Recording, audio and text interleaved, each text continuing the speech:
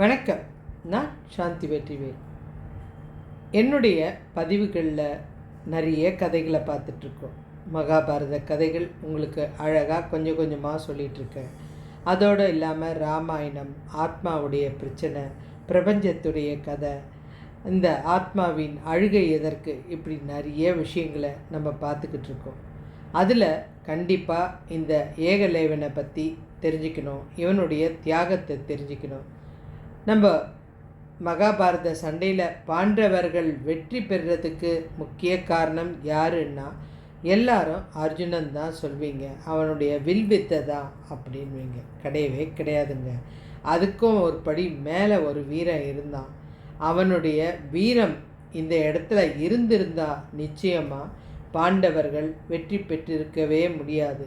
அதனால தான் இந்த துரோணாச்சாரியார் அவனது கட்டை விரலை குருதட்சணையாக பெற்றார். ஒரு சிறந்த கலைஞன் தெரிஞ்சு அவன்கிட்ட இருந்து எதுக்காக இந்த கட்டை விரலை அவர் வாங்கினார்? அதுக்கு காரணம் யார்? இதுக்கு பின்னாடி இருக்கிறது இந்த விஷயத்துக்கு இவங்க பண்ண முறையெல்லாம் சரியா? கிருஷ்ணர் ஏன் இந்த ரகசிய நாடகத்தை செஞ்சார்? இதெல்லாம் தெரிஞ்சுக்கணுன்னா இந்த கதையை முழுக்க கேட்கணுங்க. ஏகலைவன் அப்படின்னு ஒரு வேடர் குலத்து அரசனுடைய மகன் அரசனுடைய மகன்னாலே நிச்சயமாக அவனுக்கு நிறைய திறமை இருக்கும். இவனுக்கும் நிறைய திறமை இருந்ததுங்க. இந்த குரு துரோணாச்சாரியார்கிட்ட நிறைய திறமை இருக்கிறத தெரிஞ்சுக்கிட்ட இவன் அவர்கிட்ட கல்வி கற்றுக்கணும் அப்படின்னு ஒரு ஆசை அவன் மனசில். ஏன்னா அவன் காட்டில் தானே வேட்டையாடிட்டுருக்கான். அவனுக்கு ஆசை. இந்த துரோணாச்சாரியார் இவங்க பீஷ்மர்கிட்ட சொல்லிவிட்டு, உங்கள் குடும்பத்தை சேர்ந்த பசங்களுக்கு நான் பாடம் சொல்லித்தரேன். ஒவ்வொரு குருக்கிட்ட ஒவ்வொரு திறமை இருக்கும். இந்த துரோணாச்சாரியர்கிட்ட ஒரு திறமை இருக்குது. இந்த திறமையை அவர் வாக்கு கொடுத்ததுனால இவங்களுடைய மாணவர்களுக்கு மட்டும்தான் கற்றுக் கொடுக்க முடியும். அதை தவிர்த்து வெளியாட்களுக்கு கற்றுக் கொடுக்கக்கூடாது. இவன் துரோணாச்சாரியார் சீடன், இவன் வசிஷ்டருடைய சீடன், இவன் பரசுராமன் சீடன் அப்படின்னா பரசுராமர்கிட்ட இருக்கிற மிக உயரிய வில்வித்தையோ வால்வித்தையோ அந்த மாணவனுக்கு கண்டிப்பாக தெரியும். அப்போ கொஞ்சம் ஒரு பயம் வரும். குடும்பத்தை சொன்னால் கூட பயம் வராது. இவன் எந்த குருவுடைய சீடன் அப்படின்னு சொன்னாலே பயப்பட ஆரம்பிப்பாங்க. அப்படிப்பட்ட இந்த துரோணாச்சாரியார்கிட்ட கௌரவர்களும் பாண்டவர்களும் கற்றுக்குறாங்க. இதில் இவருக்கு அர்ஜுனன் மேலே ஒரு பிரியம். அதுக்கு காரணம் இருக்குங்க. ஒரு தடவை இவர் மாணவர்கள் எல்லாம் தன்னுடைய குடிலுக்கு கூட்டிகிட்டு வந்துட்டார். இங்கே தான் பாடம் கற்றுக்கணும். ஒரு வசதிக்கு ஏற்ற மாதிரி கல்வி கற்றுக்கினா நிச்சயமாக அந்த கல்வி அவங்களுக்கு போய் சேராது. அப்போ இவங்க அந்த குரு இருக்கிற இடத்துக்கு வரும்போது அவங்களுக்கு சொல்கிற முறையெல்லாம் பின்பற்றினாங்கன்னா அந்த கல்வி சுலபமாக அவங்களுக்கு வந்துடும். அர்ஜுனன் ஒரு தடவை விளக்கு இல்லாமல் கிடுகிடுன்னு சாப்பிட்டுட்டு இருந்தான். அவன் சாப்பிட்றத பார்க்கும்போது இந்த துரோணருக்கு ரொம்ப ஆச்சரியம். விளக்கு ஒளியே இல்லை, கரெக்டாக எதை எப்படி எடுத்து சாப்பிட்ணுன்றத கரெக்டாக தெரியுது இவனுக்கு. அந்த கை எப்படி வாயை நோக்கி போகுது, இதெல்லாம் எவ்வளோ திறமை அப்படின்னு யோசிச்சுட்டு இவன் மிக சிறந்த மாணவன் தான் அப்படின்ட்டு அவர் என்ன சொல்கிறாரு, விளக்கு இல்லைன்ட்டு சாப்பிடாம இருக்காத. ஒரே ஒரு வார்த்தை தான், விளக்கு இல்லைனாலும் அந்த குறி தவறாமல் இருந்துச்சுன்னா நிச்சயமாக நீ சாதிப்ப அப்படின்னாரு. அங்கே நிறைய பேர் இருக்காங்க. ஆனால் இந்த ஒரு வார்த்தையில் கூட அர்ஜுனன் பாடம் கற்றுக்கிட்டான். நேராக அன்னைக்கு நைட்டு துரோணர் தூங்கிட்டு இருக்காரு. சர்ரு சர்ரு சர்ருன்னு சவுண்டு கேட்குது. இது என்னடா அது, நம்ம காலையில் தான் கல்வி கற்றுக் கொடுப்போம், இப்போ யார் பண்ணுறா அப்படின்னு போய் பார்த்தா அர்ஜுனன் இருட்டில் குறி பார்த்து அந்த பழங்களை அடிக்கிறதோ இல்லை ஒரு பொருளை குறி வச்சு தாக்கிறதோ பண்ணிக்கிட்டு இருக்கான். அதை பார்த்ததுமே இவனை நிச்சயமாக மிக சிறந்த வில்வித்தனாக ஆக்கணும். தன்னுடைய பிள்ளையை விட நிறைய திறமை இவனுக்கு கற்றுக் கொடுக்கணும். குருவுக்கே இருக்கிற ஆசை தானே. ஒரு திறமையான மாணவனை பார்த்தாலே ஆசை வந்துடும். நம்ம கிட்ட இருக்கிற அத்தனை கல்வியும் அவனுக்கு தான் கற்றுக் கொடுக்கணும் அப்படின்ட்டு அவங்ககிட்ட ஒரு வாக்கையும் கொடுத்துட்றாரு. நான் நிச்சயமாக உன்னை மிக சிறந்த வில்வித்தனாக ஆக்கி காமிக்கிறேன். இதுக்காக எத்தனை பிரச்சனை வந்தாலும் நான் பார்த்துக்கிறேன். மொத்த திறமையும் இன்னொரு துரோணாச்சாரியார் மாதிரி நான் உன்னை உருவாக்கிடுவேன். எனக்கு அந்த நம்பிக்கை இருக்குது அப்படின்னு சொல்லிட்டார். இது அந்த அர்ஜுனனுக்கு மிகப்பெரிய பெருமை. அதனால் அவர் காலையே சுற்றிட்டுருப்பான். அவர் சொல்லி கொடுக்குற வித்தைகளும் அவர் அதை சில குறியீடு மூலமாக காமிக்கிற வித்தைகளும் அழகாக கற்றுக்கிட்டான். இப்போ இந்த காட்டில் இருக்கிற இந்த ஏகலேவனுக்கு இந்த குருவோட திறமையை பற்றி தெரியுது. யாரும் சொல்லலை. ஏன்னா இந்த மாணவர்கள் யாரும் தான் யார்கிட்ட கற்றுக்குறோன்னு சொல்ல மாட்டாங்க.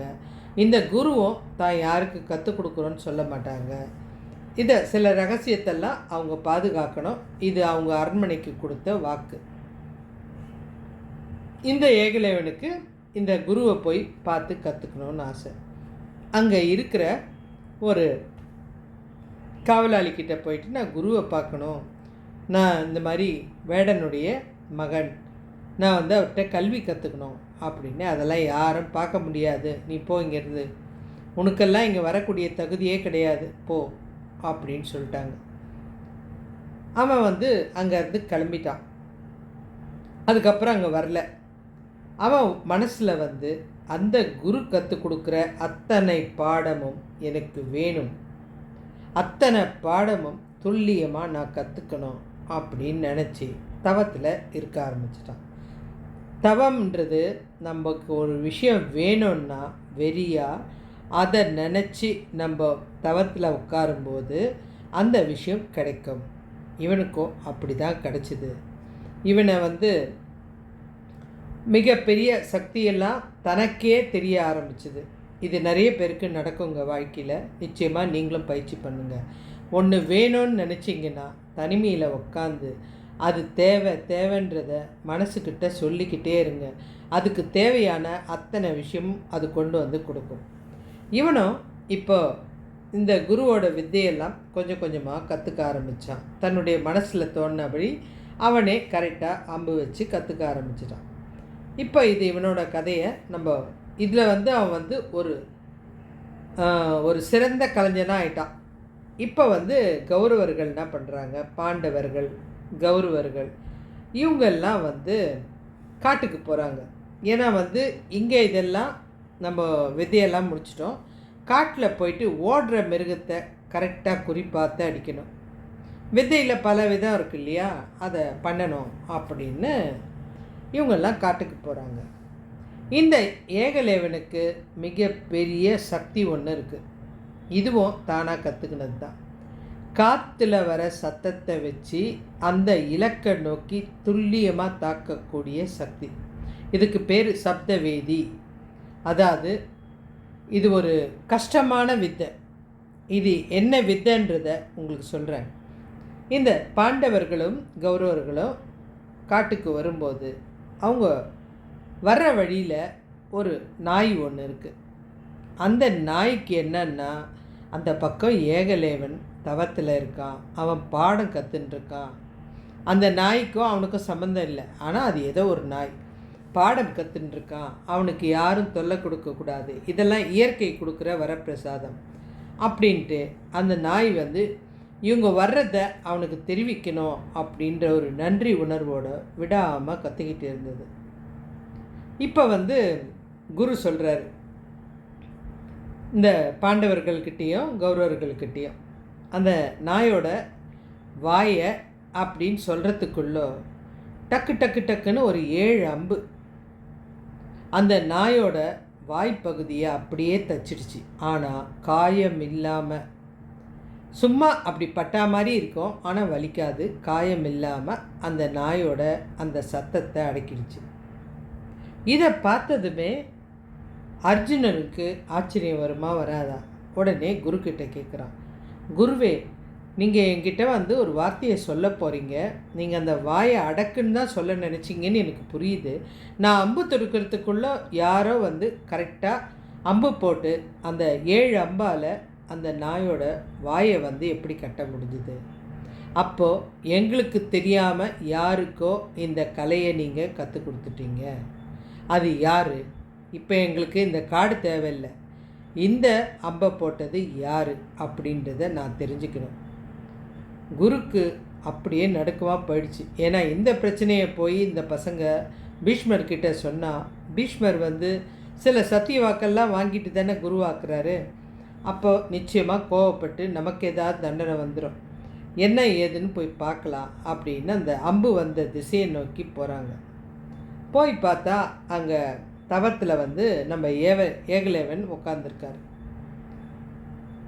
தீவிரமான ஒரு தியானத்தில் இருக்கான். அவன் பேசுகிறான் தவத்தில். பேசிக்கிட்டு கரெக்டாக அம்பு தொடுக்க போகும்போது குரு எதிர்க்க போய் நிற்கிறாரு. அவன் அவரை பார்த்ததுமே ஓடி காலில் விழறான். இந்த இடத்துல ஒன்று கரெக்டாக புரிஞ்சுக்கணும். அவன் குருவை பார்க்கல, குருக்கிட்ட பேசுனதில்லை. ஆனால் குரு இப்படி தான் இருக்கணும். அவன் மனசில் வடிவமைச்சதும் அவரும் ஒன்று தான். காலில் விழுந்ததுமே, இந்த வித்தையெல்லாம் உனக்கு யார் சொல்லி கொடுத்தது அப்படின்னு கோபத்தோடு கேட்குறாரு. என் குரு தான் எனக்கு சொல்லி கொடுத்தாரு.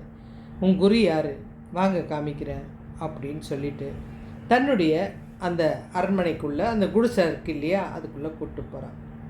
போனால் அவர் பயந்து போயிட்டார். அவருடைய உருவம் அப்படியே மண்ணில் செஞ்சிருக்கு. என்னுடைய குரு தான் இது, நீ என்ன இதுக்கு முன்னாடி பார்த்துருக்கியா அந்த குரு கேட்குறாரு. இல்லை, பார்த்ததில்ல. இந்த திறமெல்லாம் உனக்கு யார் சொல்லி கொடுத்தது? நான் மனசில் நினைப்பேன், என் குரு எனக்கு சொல்லி கொடுக்கறது, என் மனசில் தெரிஞ்சதெல்லாம் நான் செய்கிறேன்.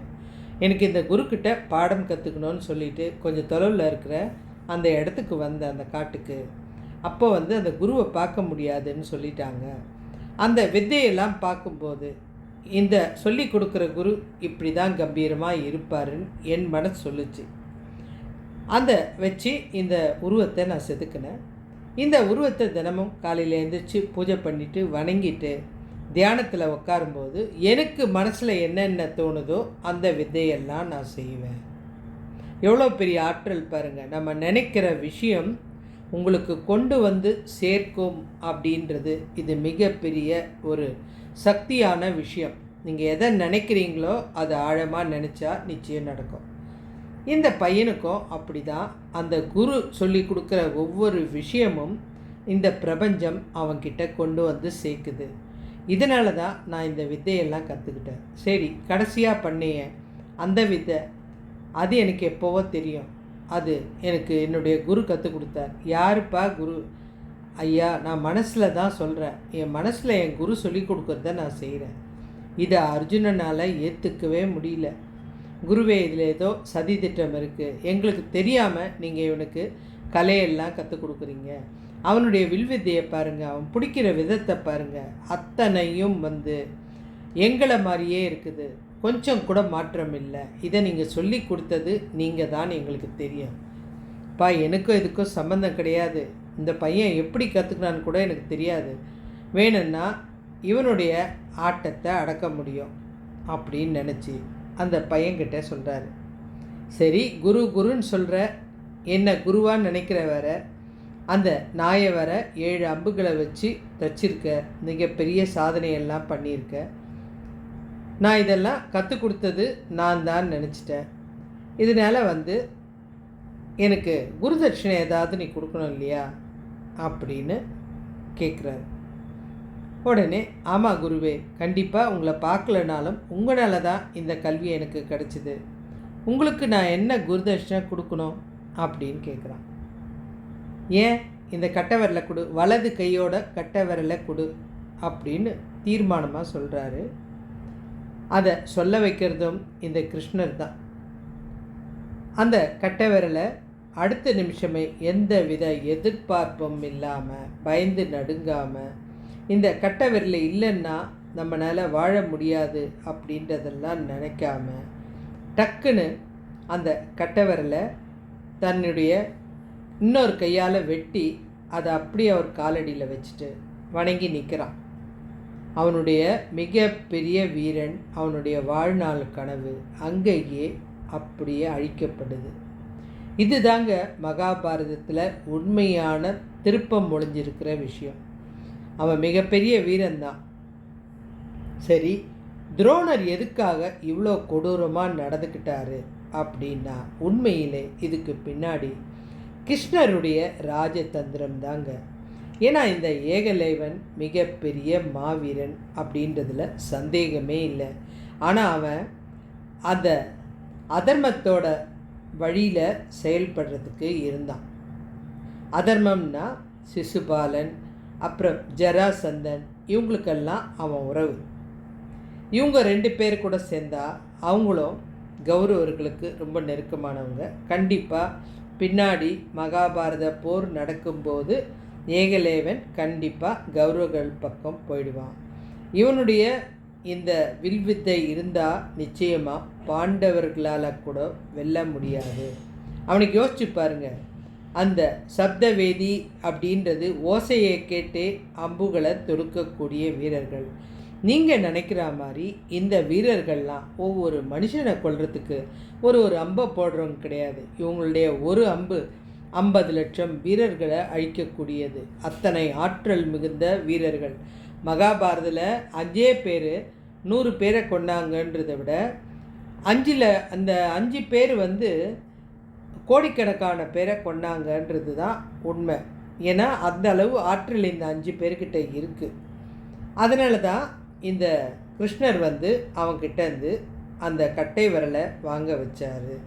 இல்லைன்னா பாண்டவர்களால் இந்த கௌரவர்களை அழிக்க முடியாது, வென்றும் இருக்க முடியாது, தோற்று தான் போயிருப்பாங்க. உலக நன்மைக்காக தர்மத்தை நிலைநாட்டுறதுக்கு ஒரு தனி மனிதனின் திறமை பறிக்கப்பட வேண்டிய கட்டாயம் கிருஷ்ணருக்கு இருந்தது. இதுக்காக தான் துரோணரை வச்சு அவருடைய மனசில் கட்டை விரலை கேளு அப்படின்னு சொல்ல வச்சது. இதை கிருஷ்ணர் மகாபாரதத்தில் ஒரு தடவை அர்ஜுனன்கிட்டேயே சொன்னார். அர்ஜுனனுக்கு ஒரு ஆணவம் இருந்தது. நான் எப்படியோ ஜெயிச்சிட்டேன் அப்படின்னு சொல்லும்போது, அந்த ஏகலைவன் தன் விரலை தியாகம் செய்யவில்லை என்றால் இன்னைக்கு உன்னால் இந்த மகாபாரத போரில் உயிரோடவே இருந்திருக்க முடியாது. அவன் மிகப்பெரிய திறமைசாலி. ஆனால் அந்த திறமை தவறாக ஒருத்தருக்கு பயன்பட்டுடக்கூடாது அப்படின்றதுக்காக தான் கிருஷ்ணர் இந்த முடிவை எடுத்தார். ஏகலைவன் கட்டையவரில் தட்சணையாக கொடுத்துட்டான். நம்ம இதனால் அவனுக்கு என்ன பாதிப்பு நடந்தது அதுக்கப்புறம் அப்படின்றத கேட்டால் ஆச்சரியப்படுவீங்க. கட்டை விரல் தானே போச்சு, நான் இவ்வளோ கஷ்டப்பட்டுக்கிட்ட வித்தை போச்சு அப்படின்னு அவன் துயரமத்தில் உட்கார்ந்து அப்படியே அழலை. கட்டை விரல் இல்லைன்னாலும் 4 விரலை பயன்படுத்தி, அதாவது கட்டை விரல் இல்லாமல் வலது கை 4 விரலை பயன்படுத்தி இன்னும் சில வித்தைகளை அவன் மிக பிரமாதமாக கற்றுக்கிட்டான். இது எவ்வளோ பெரிய ஆற்றல்! கட்டை விரல் போனதுக்காக அவன் இன்னைக்கு வரைக்கும் போற்றப்படுறான். ஒரு தியாகத்துக்காக போற்றப்படுறான். குருக்காக ஒரு மாணவன் எதை வேண்டுமானாலும் செய்வான் அப்படி சொல்கிறான். இந்த விரல் இல்லைனாலும் இந்த ஏகலைவன் சோர்ந்து போயிடலங்க.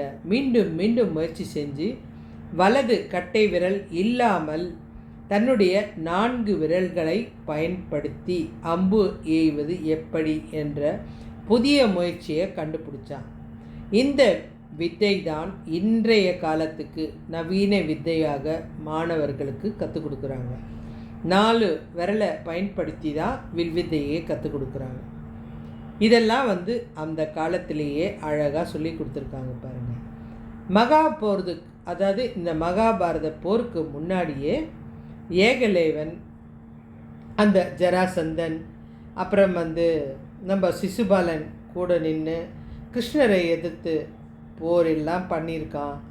இதனால் கிருஷ்ணர் ஒரு கட்டத்துக்கு மேலே சுதர்சன சக்கரத்தை பயன்படுத்தி இந்த ஏகலைவனை வதம் செய்தார். அவன் நல்லவன் தான், ஆனால் அவன் இருந்த இடம் அதர்மத்தின் பக்கம். அவன் உயிரோடு இருந்தால் மகாபாரத போரில் பாண்டவர்கள் யாராலுமே அவனை வென்றே இருக்க முடியாதுங்க. தர்மத்தை காப்பாற்றுறதுக்காக தான் கிருஷ்ணர் அவனுக்கு நேரடியான மோட்சம் கொடுத்தார். சில தவறுகள் செய்யும்போது, அதாவது கடவுளே சில நல்ல உள்ளங்களை பறிக்கும்போது, நம்ம கர்ணனை மாதிரி இந்த ஏகலைவனை மாதிரி சில நல்ல உள்ளங்களை பறிக்க வேண்டிய சூழ்நிலை. ஏன்னா இதனால் சில பிரச்சனைகள் வரும் அப்படின்னு நினைக்கும்போது நம்ம நினைப்போம், இவங்க ரொம்ப நல்லவங்களாச்சே, இவங்களுக்கு ஏன் இதுன்னா அதில் ஏதாவது விஷயம் இருக்குங்க. இல்லாமல் அந்த உயிர் பறிக்கப்படுறது கிடையாது. இதனால் அந்த உயிரை அவர் எடுக்க வேண்டிய சூழ்நிலை. ஆனால் எடுக்கும்போதும் கிருஷ்ணர் நல்லா யோசிச்சு பாருங்க. தப்பு, இவன் உயிர் நல்லவனை தான் எடுக்கிறோம் அப்படின்னு நினைக்கும்போது ஒரு வரத்தையும் கொடுக்குறாரு. நம்ம கர்ணனுக்கு எப்படி கொடுத்தாரு? விஸ்வரூப தரிசனம் கொடுத்தாரு. அதே போல் நம்முடைய இந்த ஏகலேவனுக்கும் ஒரு வரம் கொடுக்குறாரு.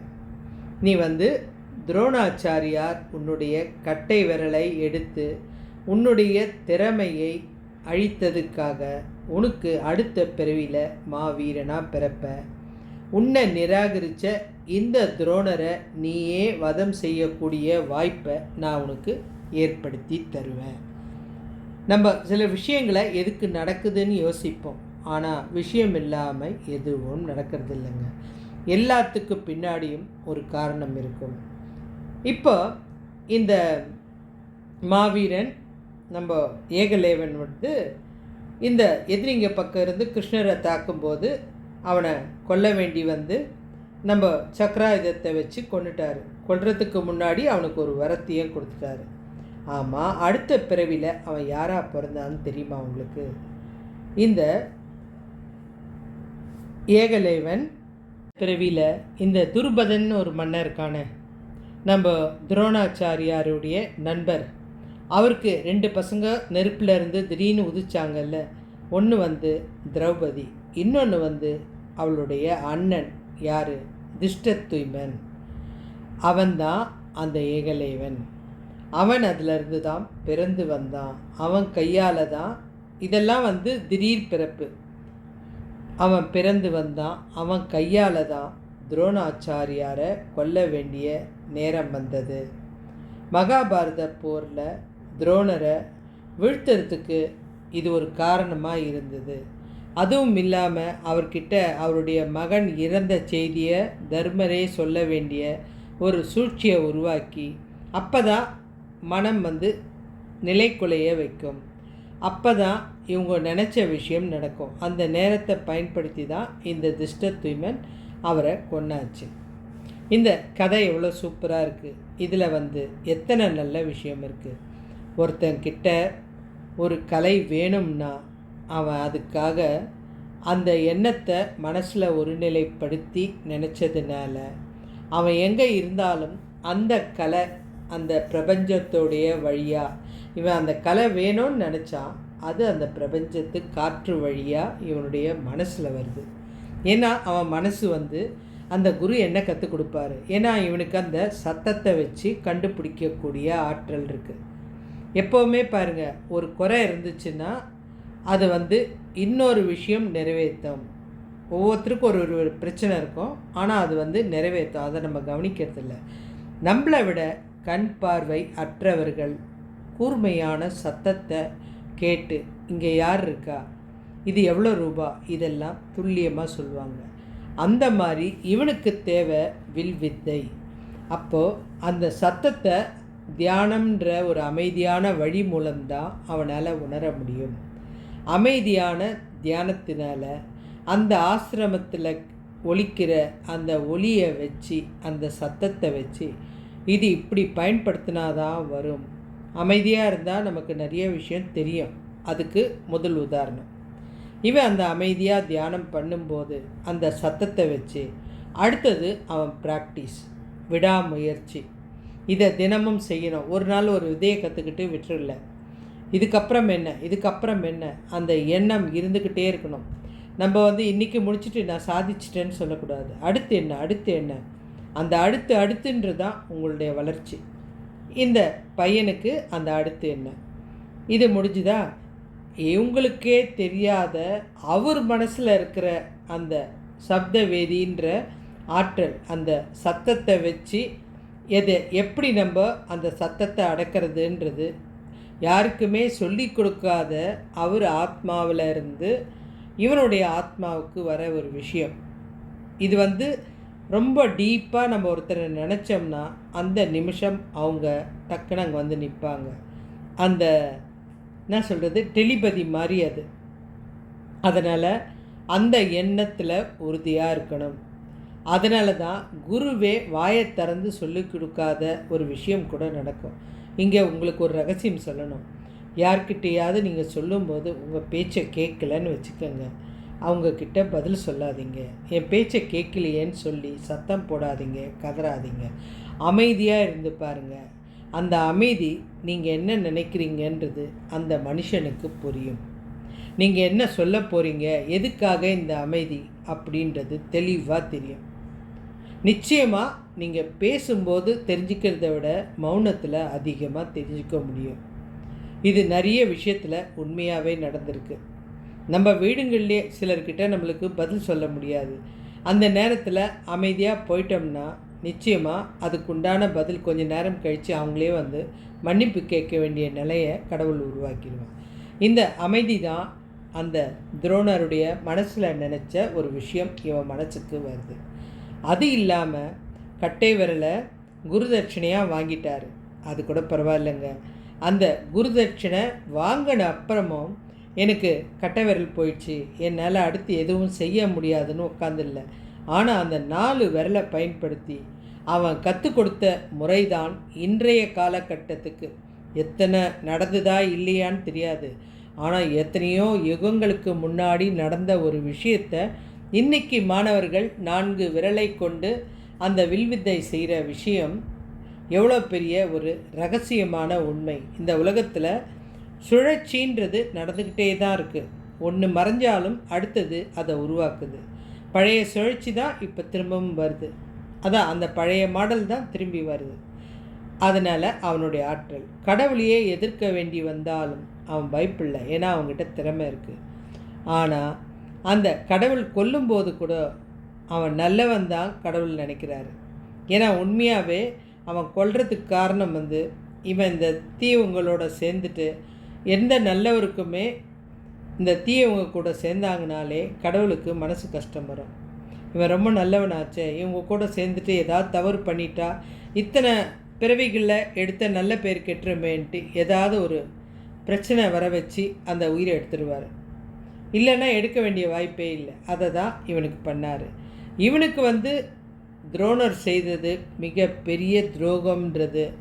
ஏன்னா அவருக்கு உயிர் பயம். இந்த அரச குடும்பத்தில் போயிட்டு இந்த பசங்க போயிட்டு சொல்லிவிட்டு நான் கற்றுக் கொடுக்காத ஒன்றை கற்றுக் கொடுத்தேன்னா தூக்கு தண்டனை கிடைக்கும். அதுக்கு பேசாமல் இந்த பையனை நம்ம வந்து குருதட்சிணைன்னு கேட்டு வாங்கிட்டா இது 4 செவத்துக்குள்ளே முடியாது. ஆனால் அது கிருஷ்ணருக்கு தெரியும். அந்த கட்டை விரலுக்கு உண்டான மரியாதையும் கொடுத்தாரு. இந்த குருதட்சிணைன்றது உயிரை காப்பாற்றக்கூடிய ஒரு சக்தி. அதனால் அந்த கட்டை விரலை எப்போவும் துரோணர் வந்து கழுத்தில் கட்டிகிட்ருப்பார் கயிறில். அந்த கட்டை விரலை தான் கடைசியாக கிருஷ்ணர் போய் துரோணர்கிட்ட கேட்குறாரு.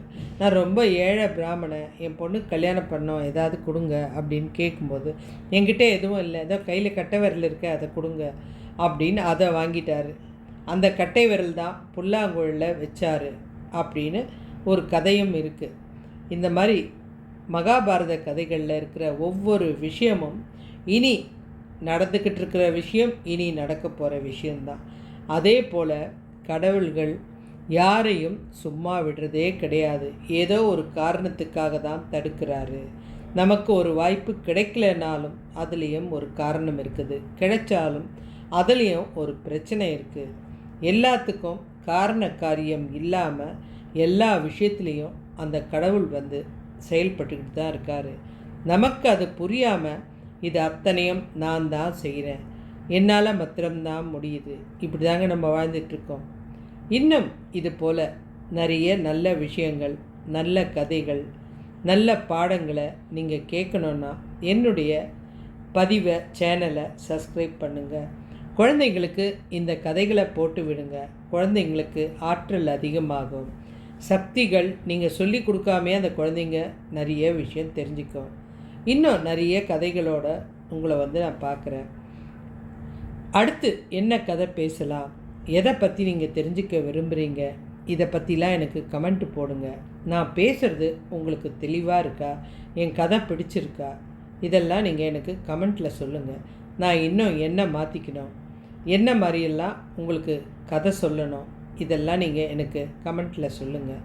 நம்ம சேனல் தானே, நம்ம எப்படி வேணாலும் மாற்றிக்கலாம். உங்களுக்காக நான் நிறைய கதைகளோடு காத்துட்ருக்கேன். மீண்டும் ஒரு நல்ல தலைப்பில் இணைவோம். நன்றி.